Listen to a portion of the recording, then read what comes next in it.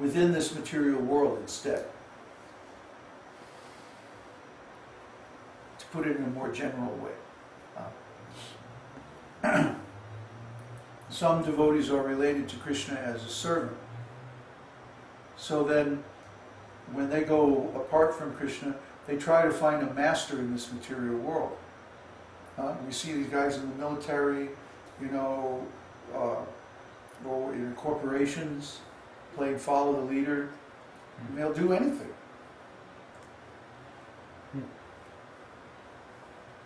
We see them in religious organizations, you know, doing sometimes really nonsense things on the plea of pleasing the leader, the master. So they're trying to relish the same rasa of servitorship, but instead of in relation to Krishna, in relation to some human being in this material world. Same thing with friendship, parenthood, conjugal love, whatever the sthāyi bhava of that particular devotee is, they will try to satisfy it within this material world by seeking out places, situations, relationships that allow them to relish that taste in a material context.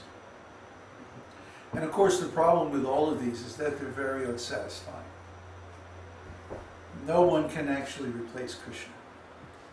No situation in this material world can actually replace the spiritual world, where everything is eternal and perfect. So the living entities become very frustrated, and they become very angry. So then you have this original taste, this original rasa, mixed with the anger and frustration of trying unsuccessfully again and again and again to taste it in this material world. So I would have to say that, yeah, the deep feelings that you go through just before self-realization have very much to do with one's actual spiritual nature, his or her sthāyi bhava, or permanent relationship with Krishna. But they get covered over by this tremendous pain of trying again and again and again in this material world to satisfy them and not being successful. It's not just this lifetime, but many, many, many lifetimes before this one, where the person has been trying again and again, banging their head up against the wall of this material energy and failing again and again and again. Yeah, and then taking another birth and thinking, oh, this time I'll be able to get it, you know. Maybe I'll go to the heavenly planets, that's it, you know. And then that doesn't work, and then they have to go, oh, it's just horrible. So I'm trying to make the description as general as possible for different types of devotees. But specifically in the mood of conjugal love, in this material world, you know, there's so much cheating around intimate relationships, so much lying, you know. I'll love you forever. No, nobody can love forever, not in this material world. Even people who really genuinely like and care for one another, after so many years with each other, it becomes a routine. You know, it's boring. It's ordinary. You get to know everything, you know, every little imperfection of the person's body, mind, personality, and actions, and so on like that. You know, and after a while it's like, you know, oh no, I know what he's going to say. He's going to say, and then he says it, and you go like, ah, I knew he was going to say that. You know, and no one or no relationship in this world can maintain its charm indefinitely. So we always reach a point where we become like fed up, you know, and frustrated, and it's like, then if we don't know what's going on, we'll think, oh, maybe if I try somebody else, and then so maybe there's an affair, or there's, you know, some cheating, or some looking around on the internet or whatever, and then this creates a strain in the relationship, and oh, here we go again,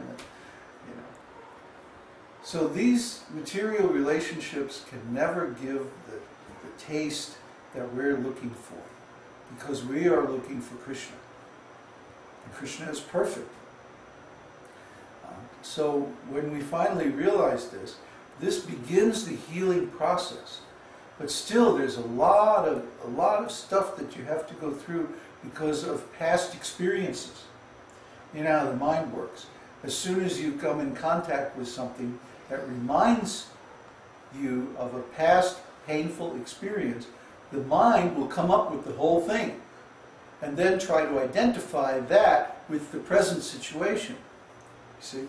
And the closer you get to Krishna, the more the mind will bring up all these past painful experiences and try to convince you that, oh, you're going to be cheated, oh, this is never going to work, oh, you're going to get hurt again, oh, it's going to be the same thing again and again. Because that's how the mind works. The mind works by association.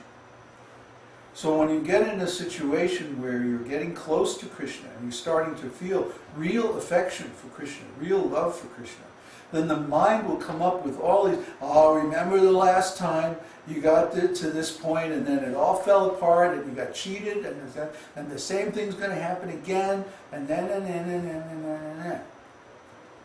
So this is where you have to exert very extreme self-discipline and control of the mind and realize that this is just the mind, this is just my particular neurosis, and the mind is coming up with this because of its habit of reminding me of past painful experiences, past traumatic experiences, because that's the function of the mind. The mind is there to remind us that, hey, last time you did this, remember you got hurt and this happened. And, you fell off your bicycle and you got a big scrape and it hurt. So don't do it this time. See, the mind is always doubting. The mind is always trying to say, no, stop, don't do that. See? Or on the other hand, oh, the last time you did this, it was great. Yeah, let's do it again. Right? So you get an addiction happening. So it's either positive feedback or negative feedback, but the mind is a feedback mechanism. So it takes our current experience and it compares it with these memories of the past, either pleasurable or painful, mostly painful, because most of our experience is painful in this world. So we have to become very careful when dealing with Krishna consciousness, especially in the advanced stages, not to listen to the mind, but to listen to the scriptures. Shastra chakshus. See through the eyes of the scriptures. And through the eyes of the scriptures, we can understand what's happening, is that as we advance in devotional service, so many of these previous experiences are going to come up, and we're going to have to defeat them. Defeat the mind.